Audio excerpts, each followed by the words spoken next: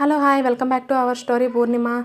అలా తను కొనుక్కున్న బట్టలను నగలను చూసుకుంటూ పూర్ణిమ తనలో తానే నవ్వుకుంటూ ఆ బట్టలన్నీ ఒకసారి మళ్ళీ తేరిపారా చూసుకుంటూ ఉంది.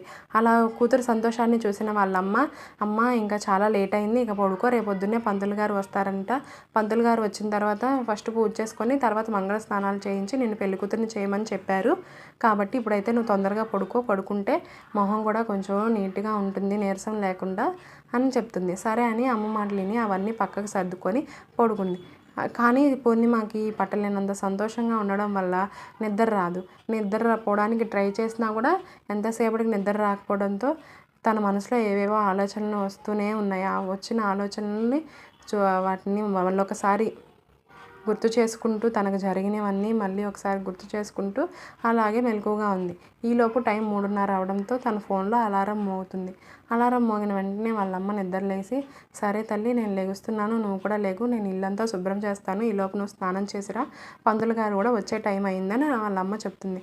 సరే అని నిదానంగా నిద్రలేసి తను ఫ్రెష్ అవ్వడానికి వెళ్తుంది పూర్ణిమ. ఈలోపు వాళ్ళమ్మ ఇల్లు అంతా శుభ్రం చేసి పంతులు గారి కోసం పూజ గది అంతా కూడా రెడీ చేసి ఉంటుంది. ఈలోపు పంతులు గారు వస్తారు. పూర్ణిమ చేత పూజ చేయించి పూర్ణిమను ఆశీర్వదించి దానికి ప్రసాదాన్ని ఇస్తారు. పూర్ణిమ అలా పక్కకు కూర్చుంటుంది. ఈలోపు ఊర్లో వాళ్ళంతా కూడా పూర్ణిమ ఇంట్లో పెళ్లి సందడికి వచ్చేసారు. అందరూ మంగళ స్నానాలకి కావాల్సిన సామాన్లను రెడీ చేస్తూ ఉన్నారు. పూర్ణిమను తీసుకొచ్చి వాళ్ళమ్మ వాళ్ళ నాన్న నలుగు రాసి అక్షింతలేసి ఆశీర్వదిస్తారు. తర్వాత వచ్చిన వాళ్ళందరూ కూడా పూర్ణిమకి నలుగు రాసి ఆశీర్వదిస్తారు. తర్వాత పూర్ణిమకి స్నానం చేయించి పెళ్లి కూతురుగా రెడీ చేయాలని పంతులు గారు చెప్పడంతో పూర్ణిమకి స్నానం చేయడానికి తీసుకెళ్తారు. అలాగే పూర్ణిమని రెడీ చేయడానికి వాళ్ళ ఫ్రెండ్ బ్యూటీషియన్ని తీసుకొస్తుంది. ఆ బ్యూటీషియన్ పూర్ణిమని రెడీ చేస్తూ ఉంటుంది.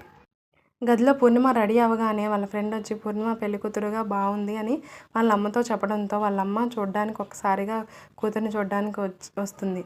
తల్లి నా దిష్టి తగిలేటట్టుంది, చాలా చూడముచ్చటగా ఉన్నావమ్మా నువ్వు అని చెప్పి దగ్గర తీసుకొని ముద్దు పెట్టుకుంటుంది.